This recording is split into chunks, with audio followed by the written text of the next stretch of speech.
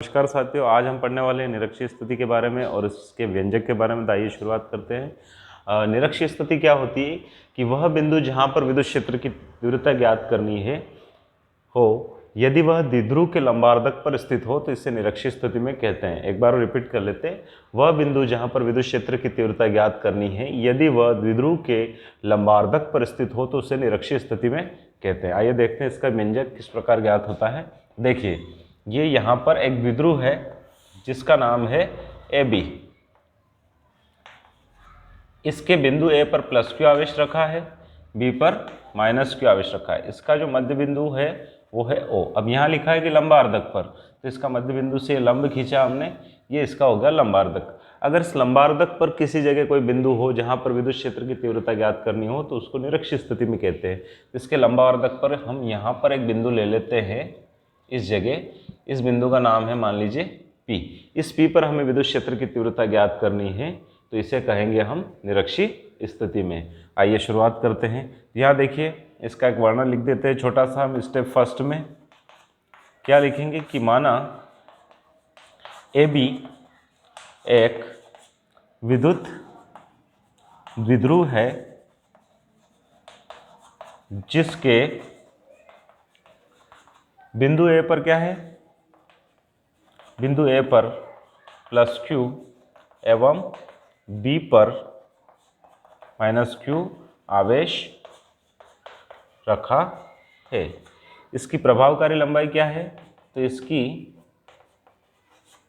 प्रभावकारी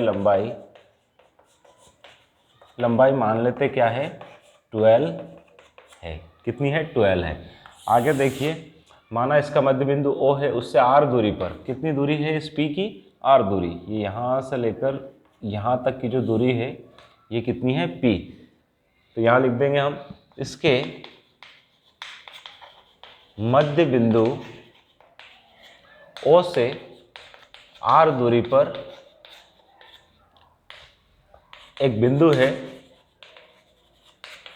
एक बिंदु P है जहां हमें विद्युत क्षेत्र की तीव्रता ज्ञात करनी है। ये हम लिख देंगे। अब क्या करेंगे, तो देखिए इसका मध्य बिंदु O से P की दूरी कितनी है, तो यहाँ देख लेंगे हम लोग चित्रानुसार। ये जो O से लेकर P तक वाली दूरी कितनी है, R है। अब प्रभावकारी लंबाई AB हमने कितनी मानी है, 12। तो इसका मतलब ये मध्य बिंदु O से लेकर A तक की दूरी और O से लेकर B तक की जो दूरी है वो कितनी होगी, L। अब हमको इसकी विद्युत क्षेत्र की तीव्रता ज्ञात करें तो हम क्या करेंगे, यहाँ लिखेंगे कि जॉइन AP एंड BP, मतलब AP एवं BP को मिलाइए, ठीक है, मिला देते हैं। ये A को हमने मिला दिया इस P से, B को मिला दिया हमने B को मिला दिया P से। तो अब क्या होगा, हमको A पर जो प्लस क्यू आवेश है उसके कारण तीव्रता मिलेगी इवन वेक्टर। क्या मिलेगी, इवन वेक्टर। इवन वेक्टर थोड़ा सा देख लेते हैं किस प्रकार से, ये इवन वेक्टर। और इस माइनस क्यू के कारण मिलेगी अंदर की तरफ E2 वेक्टर। अब यहाँ जो कोण बन रहे हैं, ये वाला कोण और ये वाला कोण, इन दोनों को हम मान लेते क्या है, थीटा। तो एपीएम बीपी को मिलाया। अब क्या होगा, माना कोण OAP कितना है और कोण OBP की कितना है, दोनों ही मान लेते क्या है, थीटा है। क्यों है थीटा, क्योंकि स्वाभाविक सी बात है यहाँ पर OP भी उभयनिष्ठ है, इधर OA और OB आपस में इक्वल है, बराबर है, तो इनसे बनने वाला कोण क्या होगा, थीटा होगा। जो कि अब आगे देखिए, हमको फ्यूचर में यहाँ पर इस प्रश्न में cos थीटा की आवश्यकता पड़ने वाली है। तो हम क्या करेंगे, इस त्रिभुज OAP में AP की वैल्यू निकालेंगे और भविष्य में cos थीटा भी निकालेंगे। तो देखिए यही लिख देते हैं, त्रिभुज OAP में ये जो त्रिभुज दिख रहा है OAP, इसमें पाइथागोरस थ्योरम लगाएंगे। पाइथागोरस प्रमेय से क्या होता है, कर्ण का वर्ग बराबर लंब का वर्ग प्लस आधार का वर्ग। तो यहाँ कर्ण कितना है, AP है, आधार कितना है, OA है, और लंब कितना है, OP है। वैल्यू रखेंगे तो AP square is equal to OP की वैल्यू रखेंगे R स्क्वायर और A की वैल्यू रखेंगे L स्क्वायर। ये हो गया हमारा इक्वेशन नंबर फर्स्ट। इसी प्रकार BP की वैल्यू भी निकाल लेते हैं हम। AP और BP की वैल्यू क्यों निकाल रहे हैं, AP स्क्वायर और BP स्क्वायर की, क्योंकि हमको फ्यूचर में इस क्वेश्चन में ज़रूरत पड़ने वाली है, तो हम अभी निकाल लेते हैं। क्या होगा, पाइथागोरस प्रमेय से या लिख देंगे त्रिभुज OBP में पाइथागोरस प्रमेय से। तो क्या होगा, BP square is equal to OP square plus OA square OB square. BP square is equal to OP की value R square plus L square. इसी प्रकार BP की निकालेंगे तो क्या हो जाएगा, R square plus L square की पावर हाफ। 1/2 तो स्क्वायर हटाएंगे तो अंडर रूट चढ़ जाएगा, जिसको हम 1/2, इसको हम कॉमनली नाम दे देते हैं 2। तथा मैंने कहा था कि हमको cos थीटा की आवश्यकता भी पड़ने वाली है, तो निकालेंगे। अब cos थीटा की क्यों, क्योंकि प्लस के आवेश के कारण तीव्रता बाहर की तरफ, माइनस के कारण अंदर की तरफ। तो क्या होगा, इस थीटा की वजह से E1 और E2 के 2 घटक मिलेंगे। E1 का जो घटक होगा वो होगा E1 साइन थीटा, और इस E2 की वजह से जो घटक मिलेगा, E2 की वजह से वो होगा E2 साइन थीटा। अब दूसरा E1 का जो घटक मिलेगा वो होगा E1 कॉस थीटा, और E2 की वजह से जो घटक मिलेगा वो होगा E2 कॉस थीटा। अब जब हम परिणामी तीव्रता निकालेंगे तो होगा क्या कि E1 साइन थीटा और E2 साइन थीटा आपस में बराबर होंगे और विपरीत दिशा में, इसलिए एक दूसरे को कैंसिल कर देंगे। अब बचेंगे क्या, E1 कॉस थीटा और E2 कॉस थीटा।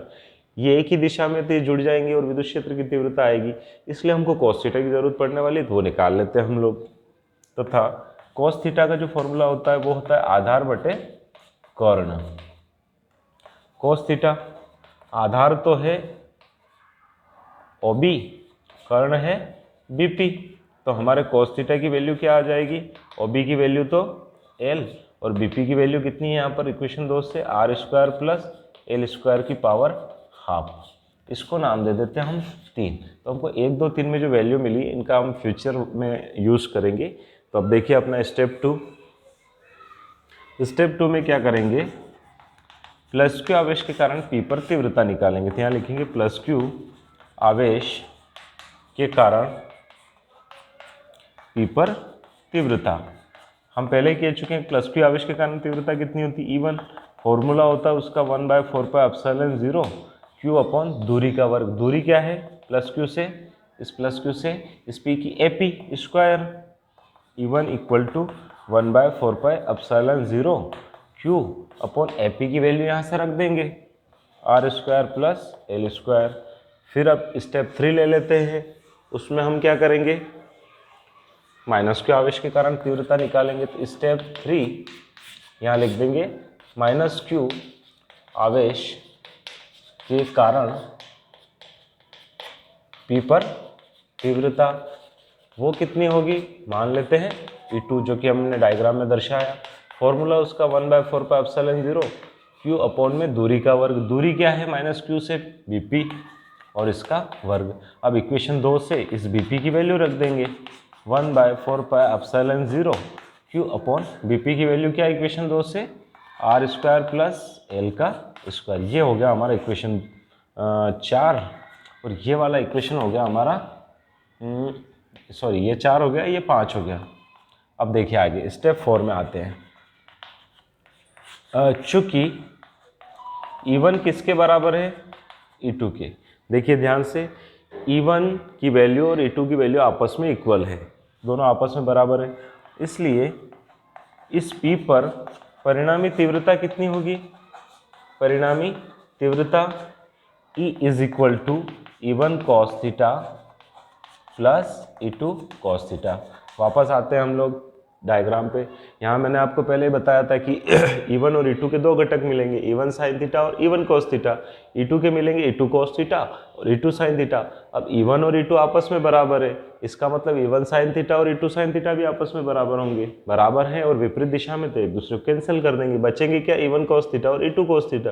ये एक ही दिशा में है, तो ये क्या होंगे, परिणामी में जुड़ जाएंगे। अब E equal to E1 cos theta plus ये E2 की जगह भी हम E1 लिख सकते हैं, तो ये हो गया E1 कॉस थीटा। अब E1 और E1 टोटल होगा तो ये हो जाएगा 2E1 कॉस थीटा। ये हमारे ई की वैल्यू आई। अब हम क्या करते हैं, देखिए ध्यान से, ई की वैल्यू जो है निकालने के लिए पहले ये 2, फिर E1 की वैल्यू इक्वेशन 4 से ले लेंगे, क्या है 1/4πε0 क्यू अपॉन में r² plus l² into cos theta की वैल्यू आप जानते हैं, हमने इक्वेशन 3 में निकाली थी, तो वहाँ से रख देंगे वो कितनी l upon r² plus l² की पावर हाफ, 1/2 हाफ ये। अब इसको सॉल्व करेंगे तो ये हो जाएगा 1/4πε0 ये क्यू, और इस 2 को और l को साथ ले लेते तो हो जाएगा 2l। यहाँ पर इसकी पावर कुछ नहीं तो 1, इसकी हाफ, तो टोटल पावर कितनी हो गई 3/2। अब चूंकि l is less than r, तो l² को क्या करेंगे नगण्य मान लेंगे। नगण्य मानने पर l² को क्या होगा, एक और शब्द लिख देते, तथा q इंटू 2l की वैल्यू क्या होती है p, द्विध्रुव आघूर्ण। तो ये द्विध्रुव आघूर्ण की वैल्यू यहाँ पुट करेंगे, इसलिए E की वैल्यू हो जाएगी 1/4πε0, ये हो गया P। यहाँ से l² को नगण्य माना तो पावर 2 बची r की, इधर से पावर बची 3/2। इस 2 से 2 कटा तो E का जो फॉर्मूला आया वो आया 1/4πε0 P अपॉन r³। और यही किसका सूत्र है, निरक्षीय स्थिति में विद्युत क्षेत्र की तीव्रता का सूत्र है। अगर दोनों जो आवेश है ये प्लस क्यू और माइनस क्यू, इनके बीच कोई परावैद्युत पदार्थ रखा हो तो हम यहाँ के लगा देते हैं, जिसको कहते हैं परावैद्युतांक। यहाँ के लगा देंगे और इधर P अपॉन r³। तो ये फॉर्मूला हमारा मिल गया न्यूटन प्रति कूलम इसका मात्रक है विद्युत क्षेत्र की तीव्रता का। तो आई होप आपको हमारा जो समझाने का तरीका और इस क्वेश्चन का जो आंसर है वो समझ में आया होगा। अगर आपको समझ में आया हो तो हमारे इस वीडियो को लाइक करें, शेयर करें और हमारे चैनल को सब्सक्राइब करें। धन्यवाद।